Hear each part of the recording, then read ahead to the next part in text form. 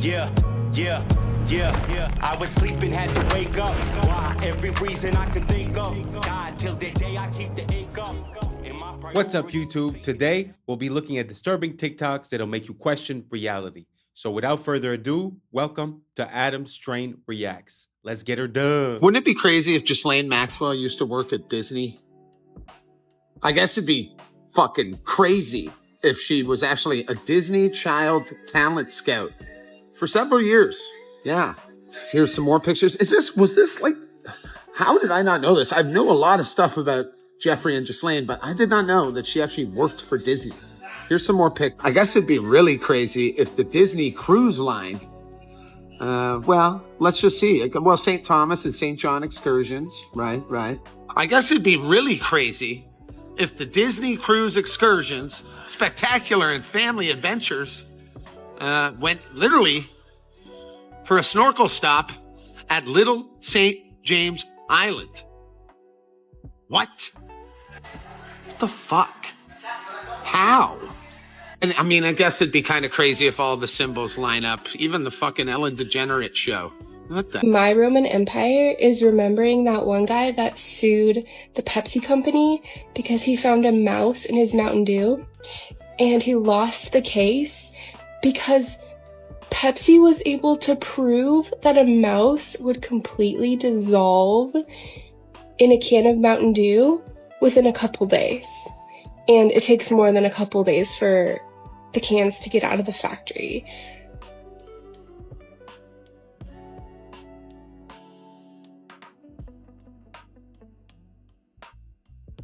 Now imagine to be a defense lawyer and be presented with this information and be thinking, oh yeah, I'll be a winner today. This sounds so cool. But then being the other people who see this and still drink that shit. Finish the story. So check this out, because this is important knowledge for people to have. So he got a bunch of guys who were deficient in one part of their immune response, and then a bunch of women who were also deficient in one part. The immune response, it's called immune histocompatibility index. And let's say it has 5 elements. So they would find a bunch of guys who were low in 1 or 2 or number 3 or number 4, whatever, and women who had the same different deficiencies. The hypothesis was that a woman who's low in factor 3 won't be attracted to men who are low in factor 3. They'll be attracted to men who are high in factor 3, because then the babies will be healthy, right? So he gets these guys to wear t-shirts for 3 days and nights with no deodorant, no showers, no soap, nothing, then puts the t-shirts in plastic bags. Then he has the women smell the bags and mark on a piece of paper how attractive they thought the men were, based only on the smell of the t-shirts, right? And he found that with 80% of the women, they chose as he predicted, that they chose the men high in the thing that they were low in, and they avoided the men who were low in the thing that they were low in. But in about 20%, they seemed to be choosing randomly. So he went back and looked at the women again and found that those 20% were on birth control pills. Whoa. So the birth control pill short circuits that response. Whoa. So think of how many couples have gotten together when she's on the pill and they both like Louis C.K. What if I told you that 1913 changed? Wow, that's very interesting. So when I grew up, girls on the pill was like completely normal. But imagine, like he says, that it bypasses your hormonal detection, because like the human body's made so perfectly, and that finally that chemical that you're inputting bypasses that, so then you end up with a less suitable partner, let's say, at the end of the day, because your wires were crossed because of that pill. It's super interesting. It's the first time I ever hear anything about that. Have you guys ever heard something like that? Do you guys have another example of something that might mess with your natural system or natural rhythm? If so, let me know down below, and let's keep on rocking. America forever in ways that you probably didn't realize. That was the year the Federal Reserve was created, but it's not really federal. It was pretty much a bunch of private banks that created one private bank that prints our money. Also the year the IRS was born. Funny coincidence that a private bank takes control, then your income starts getting taxed. Also in 1913, the Rockefeller Foundation was founded. Charity? Or control over medicine, education, and science? But here's the twist. Just 1 year prior, the Titanic sunk. And there may or may not have been some very powerful, very wealthy people on board that opposed a central bank. And JP Morgan, who was supposed to be on that cruise, he canceled his trip last minute. Coincidence? Then in 1914, we get World War I, which was the first war that private industry made a ton of profit on war. And guess what families own those industries? Since then, the dollar has pretty much lost almost all of its value. The middle class is getting crushed. Debt has become pretty much meaningless. War has become a business. And money? Just pieces of paper or numbers on a screen. So ask yourself, is 1913 really the year where everything changed and you're just now realizing it? We've started a thing, guys. For any of you guys that saw my video the other day about how we fight back against big corporations with shareholder voting rights, about this app I found called Troop that helps us pool shareholder voting so that we can all collectively make a difference together. Well, a lot of you asked for more information. Follow this comment to go to Troop's TikTok account, where Catherine answers a bunch of questions and is starting to get involved. Okay, Troop kind of blew up from that video. It's just how much we grew Troop in like 24 hours. Thank you guys for sharing. Whether you're sick of giant corporations not adequately controlling the poisons that are getting into our food, or you're sick of any number of problems with this kind of company, or if you're just sick of the generational wealth inequality in America, we're starting a thing called Troop Talk. Follow this comment to go to their TikTok page and blow that shit up. And that way they'll keep on making more TikTok videos that will help inform us about what they're doing and how we can all come together to make a difference in our corporate hellscape that is currently ruling our lives. I mean, eat the rich is like a great concept, but honestly, we stand a much better chance if we play their own game and beat them at it. Fortunately, the 99% have a lot more resources pooled than the 1% have. They just rely on keeping us divided so that we don't organize and play this game. The original carrot was white. The French made it orange to honor the Dutch flag. And then by domesticating it, by crossbreeding it, they realized that not only is the orange carrot sweeter, but the colorful orange sells more than the white carrot. So the white carrot got phased out over time. So we were never supposed to be eating an orange carrot. The myth of carrots being good for your eyesight started in World War II. The British pilots basically lied to the German pilots saying that they were eating carrots to improve their night vision. Vitamin A actually hurts the epithelial tissue of your eyes and causes cataracts and deterioration. Steve Jobs used to drink a lot of carrot juice. Great point. So when Ashton Kutcher played Steve Jobs in the bioepic, Ashton Kutcher was hospitalized for pancreatitis because he tried to do the Steve Jobs diet. When I say the rocks were alive, I meant the rocks were alive. Do you really think this is just coincidence? Do you really think this is just some pareidolia? We're not just seeing faces here. A whole lot more than just faces. A coincidence is going to the market and seeing your friend there at the same time. Pareidolia is seeing faces in clouds. This isn't seeing faces in clouds. Just think of where all that pink Himalayan salt comes from. Now people say, that's not how fossilization works, or we got carbon dating, but how accurate is it? You know they lie to us about everything. Just look at some of this petrification. Some of these artifacts that have no explanation. Petrification and fossilization takes a lot shorter than they tell us. And in the right scenario, like one big massive cataclysmic event, you have a perfect petri dish for what you see here. Geology. That is nothing more than hardened biology. Question everything, friends. Especially the pink Himalayan salt. Until next time, friends. If you wish to see the truth, then hold no opinions for or against anything. To set up what you like against what you dislike is the disease of the mind. Boy, you ready to live by that? Do you realize how spacious you have to be to live by that kind of philosophy? That's the fiercest kind of philosophy that I can find. And I like to have that kind of fierce friend who hangs out with me, who keeps reminding me how much I have opinions. This should be this, and this should be this, and I want everybody to be this, and wouldn't it be better if this? Instead of just being spacious with it, you do what you do. It doesn't mean you don't have opinions. It means you're not attached to your opinions. It doesn't mean you don't have preferences. It means you're not attached to your preferences. You can prefer blue or green. And deciding when you go in, when there's a choice, you pick blue over green. But if you end up with green, so. So powerful. If you want to know truth, then hold no opinion. Surrender your likes, your dislikes, all your preferences. Try it. It's a life-changing practice. We now know that cancer is vulnerable between the frequencies of 100,000 hertz and 300,000 hertz. So now we attack leukemia cells. Leukemia cell number 1 tries to grow a copy of itself, but the new cell is shattered into dozens of fragments and scattered across the slide. Leukemia cell number 2 then hyperinflates and also dies. Leukemia cell number 3 then tries to make another cancer cell. The new cell is shattered and the original cell dies.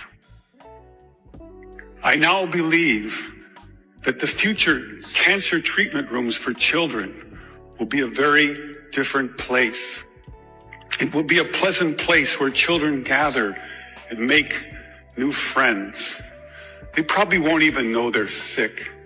They'll draw pictures, color in their books, play with their toys, all the while unaware that above them are beautiful blue, pinkish plasma lights emanating healing, pulsing electric fields, shattering their cancer painlessly and non-toxically, one cell at a time. Thank you. And where it gets even crazier is, guess how nobody talks about this shit. Do you know how where the CDC's headquarters is? Their headquarters in Atlanta was gifted to them by Coca-Cola. The CDC, to this day, is in a fucking giant building that was given to them by Coca-Cola. And in a FOIA request, there is a fucking email from one of the executives at the CDC, I don't remember, like the 70s or 80s, where they're literally going back and forth with Coca-Cola and saying they're going to do all they can to shut down this bad information on sugar. It runs so deep. I called one of my best friends. His name's Andrew. He picked up the phone, and the first thing he told me, Sam, I'm still lying in bed. It was 2 p.m., y'all. Have you ever had one of those days? One of those days where you want to pull the sheets over your face and do absolutely nothing? I thought to myself, if Andrew's still in bed at 2 p.m., he's probably not feeling so great. Maybe there's something you could do to make him feel better. Phone call ends, I go on his social media, and because he's over the age of 35, he still uses this platform called Facebook.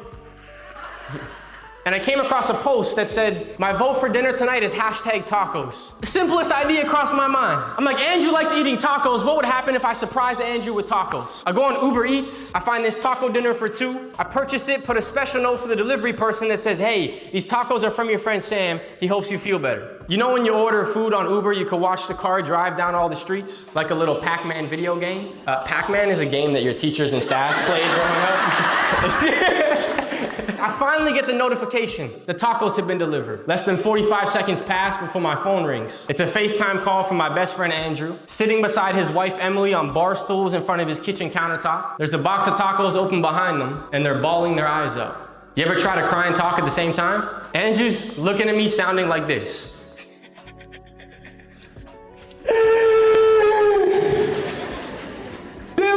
I'm like, dude, it's 2 tacos, relax.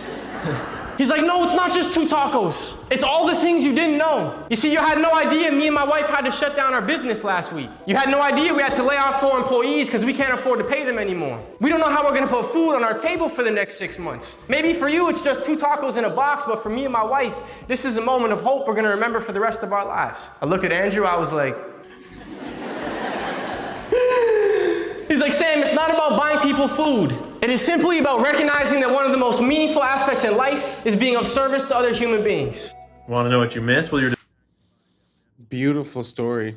Got a bit emotional, but I definitely put all of you listening right now to the challenge to try to find someone who might benefit from a little bit of help, because you never know how a little leg up might just change someone's whole direction. You know, sometimes people are at a crossroad and just receiving a little tap on the back might just create a whole lot of difference for someone in their life, you know? Have you guys ever felt that way? Have you guys ever received that tap in the back? If so, let me know. And if not, I put everyone to the challenge to find someone and to try to pay it forward. Let's keep on rocking. Distracted by Jeffrey Epstein documents and G-side in the Middle East and aliens in Miami. One of the world's most infamous conspiracy theories? Stop being a theory. And I am talking about the McDonald's ice cream conspiracy. And oh boy, is it bigger and more sinister than you might think. And this case is direct evidence, proof even, that corporations engage in conspiracies for their benefit against us. And this one's fun and it's spicy.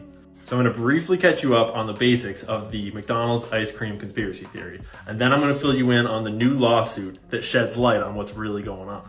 And this one goes right to the top, to emails sent by CEOs. So I'm sure you know that McDonald's is famous for having their ice cream machines down all the time. And it became so common throughout the 2010s that it became a meme. Mainstream news outlets started reporting on it, and people all over the internet started speculating on it. See, McDonald's ice cream maker is made by this company called Taylor, who's been making McDonald's equipment since McDonald's was founded. And if you own a McDonald's, you are required to use this ice cream machine. Johnny Harris made a great video about this a couple of years ago. Highly recommend you watch it, and it'll catch you up to speed to this new lawsuit that just came out right at the end of last year. Mind-numbing 100-page instruction manuals for ice cream makers. I started talking to McDonald's franchise owners and managers, and yes, it turns out there is something really weird going on. And when Johnny read through all those service manuals and read through a bunch of the financials, he discovered something interesting. In 2017, Taylor claimed that 25% of their revenues comes from recurring service, i.e. fixing the machines. According to the stats in this report, that would be $78.75 million a year. But in another report from the company, he found them claiming that actually they make $170 million a year just from maintenance and repair. The entire business model of this company is to put out a faulty product that franchisees are required to use and then to charge hefty fees to repair it constantly. But that is just the start of this. Because a startup named Kitsch actually designed a product that you can plug into this ice cream machine, and it will hack the ice cream machine's computers and fix the problems for you. It connects to a phone app so you don't have to deal with their stupid little screen, and you can see exactly what's wrong and fix it without calling the repairman. And you can imagine how Taylor felt about that. And this is where we go into straight up conspiracies. Not conspiracy theories. I'm about to read from court documents. So here's a lawsuit filed in 2021 where Kitsch sued this dude who's a McDonald's franchise owner and laid out the dirt. This case is about corporate espionage and the extreme steps one manufacturer, Taylor, has taken to conceal and protect a multi-million-dollar repair racket. Kitsch soon uncovered a repair racket whereby Taylor designed flawed code that caused the machines to malfunction. So Kitsch designed this revolutionary new technology that would fix this problem, and it was worth millions of dollars, and they had to test it out on actual McDonald's machines. But they knew that various companies would try to steal their data, so they created a whole bunch of legal firewalls and NDAs, and were very careful about who got their hands on this new Kitsch product. And it was for good reason, because Taylor tried to steal it 3 times. First, one of Taylor's distribution managers tried to purchase a device, but Kitsch's security protocol flagged and blocked the purchase. Then, a lawyer employed by Taylor's outside counsel attempted to purchase the Kitsch solution. Kitsch blocked the second attempt. After that, 2 private investigators associated with Taylor used aliases and dummy email addresses to get their hands on the device. Once again, Kitsch canceled the orders. They literally hired corporate spies to use fake names to try to get their hands on this software. And when all of that didn't work, they found a McDonald's franchise owner to collaborate and collude with. Everything changed after Tyler Gamble, a major McDonald's franchise and leader of the group that works to introduce new products into McDonald's restaurants, enrolled in the Kitsch trial. Gamble approached Kitsch and explained that he was the head of McDonald's equipment team. And at first, Gamble appeared to support Kitsch's mission. Kitch is informed and believes that this was a ruse. Now we get to the parts of these documents from the court that are fully redacted. Like, I spent the first month of 2024 reading Jeffrey Epstein documents, and McDonald's documents are just as redacted. I think this is because it's proprietary information about Kitch's software inside of here. But anyways, back to this franchise owner, Gamble, who got into the Kitch trial and got his hands on one of their machines and then started using it in conjunction with Taylor, the company, to reverse engineer their technology and to make their own product. During the case of discovery, Kitch later examined that machine and discovered that Gamble's Brownsville device was connected to the internet. Again, if they had taken it off the internet for a long time to do things to it, who knows? And when it connected back to the internet in 2021, its SD card was 90% full. The device log indicated that someone had been accessing the Kitch Solutions device, and the device had been powered on and used for weeks after going offline. However, according to the device log, the cables were disconnected periodically, so the device could not retrieve information or connect to the internet. I.e., they took this device by stealing it from the trial, and then they unplugged it from the internet so it couldn't tell Kitch what they were doing, and then they worked on it in secret to try to reverse engineer it. And then lo and behold, a new product hit the market from Powerhouse Dynamics that was basically an exact replica of Kitch, but not as good. And surprise, surprise, Powerhouse Dynamics is owned by Middleby Corporation, the same company that owns Taylor. You know, this Taylor that makes the ice cream machines? Probably just a coincidence. And now we're caught up to what just happened. But what's the new scoop, you ask? See, back when Kitch was gaining traction, right before their trials got infiltrated, McDonald's had sent out this email warning franchise owners not to use Kitch because it wasn't safe. This was the email where they threatened to void all warranties if you used a Kitch device. They said that it was allegedly really, really dangerous and it's going to turn on while you're repairing it and it'll rip your hands to pieces, despite the machine itself having fail-safes in place to not allow it to turn on when it's open for repair. And then in all bold, they said, as such, McDonald's strongly recommends that you remove the Kitch device from any machines and discontinue all use, and is reminding you da-da-da-da-da. You get the point. But as it turns out, they uncovered an email from the CEO of the Taylor parent company, Middleby, the guy in charge, that was straight up mafia code language for someone killed this product. Quote, not sure if there's anything we can do to slow up the franchise community on the other solution, i.e. Kitch. Not sure what communications from either McD or Mid can or will go out. Like, who knows? Like, maybe it would be a shame if something happened to the other solution. And just about 2 weeks after he sent that email out, Donald sent out this email. This is the guy, the CEO of Middleby, Dingleberry, I don't know the name, whatever the name of the company is. He gets paid $9.5 million a year as the CEO. And it's looking like Kitch might win their $900 million lawsuit against McDonald's because they collaborated with this scumbag at the expense of all the franchise owners to the tune of millions of dollars of repair money every year, to the tune of an average of 15% of all McDonald's ice cream machines being out at any given time. Again, is this a deep conspiracy? Is there like secret backdoor deals going on? No. See, Johnny Harris and a lot of other mainstream journalists love to do this thing where they show you every part of a conspiracy theory and then they try to be like, see, it's not a conspiracy. It's just normal business. But actually, Johnny, it's looking like there are secret backdoor deals going on. And actually, this is the definition of a conspiracy. This is called corporate espionage, and it's a tactic regularly engaged in to take out competitors, to monopolize markets, and to screw everyone over for the corporation to make more money. So, just one more reason not to buy McDonald's. The Amish basically have no... Wow. I know it was a long video, but it's because it's been so long, and I've always seen stuff about that. Like, oh, you know, the McDonald's ice creams, they're always out, or there's something about it, or there's poison, or this or that. Well, I guess now we know. I really had to do a deep dive into that, and he did a pretty good job. It's very interesting. You sell a faulty product, you oblige them to use it, and then you charge them super expensive for the repairs is an amazing business model. I mean, if you have zero morals, don't get me wrong. But yeah, super interesting.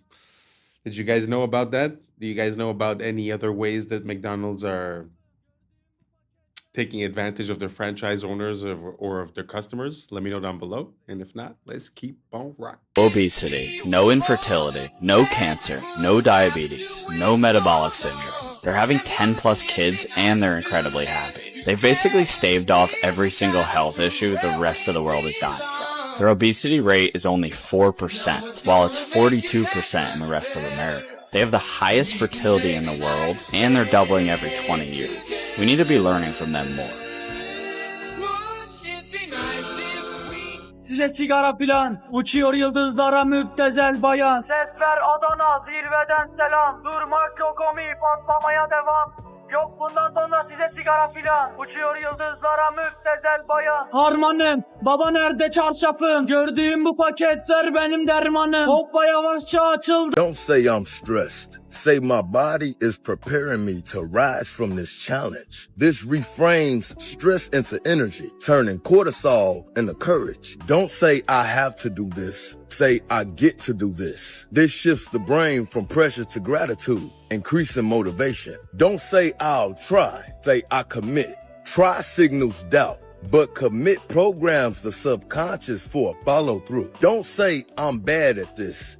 Say I'm still learning this. Your brain loves growth. This rewires failure into progress. Don't say I don't have time. Say it's not my priority. This brutal truth exposes what you truly value. Don't say that's just who I am. Say that's who I've been, but not who I must stay. Identity is flexible. This creates mental freedom. Don't say this always happens to me. Say, what can I learn from it this time? This stops victimhood and activates problem-solving mode. Don't say I don't know. Say I don't know yet. This adds growth mindset, tricking the brain to search for answers. Don't say I'm nervous. Say I'm excited. The brain cannot tell the difference. You control the framing. Don't say it's impossible. Say it hasn't been done by me yet. This opens possibility and dissolves mental barriers. Don't say I can't do this. Say how can I do this? Asking questions activates problem-solving circuits. Don't say I failed. Say I've discovered one way it doesn't work. This resets failure into data. Don't say I'm stuck. Say I'm pausing to reset. This turns paralysis into preparation, reducing anxiety. Don't say they lucky. Say they created opportunities. This shifts envy into responsibility and empowerment. Don't say I wish, say I will. Wish signals helplessness. Will directs action. Don't say I'm overwhelmed. Say I'm prioritizing. This gives the mind order instead of chaos. Don't say this is hard. Say this is stretching me. This frames difficulty as growth, not as punishment. Don't say I don't belong here. Say I'm learning to belong here. This destroys imposter syndrome with progression language. Don't say why me. Say why not me. This turns suffering into strength, unlocking resilience. Do not say I've lost everything. Say now I have the space to build better. This transforms despair into renewal. Psychology of rebirth. You've heard of Epstein's Island. Wow. There was a lot of gems in that one. Gee whiz. I think I'm going to have to watch it a few times over, probably every day, 2-3 times.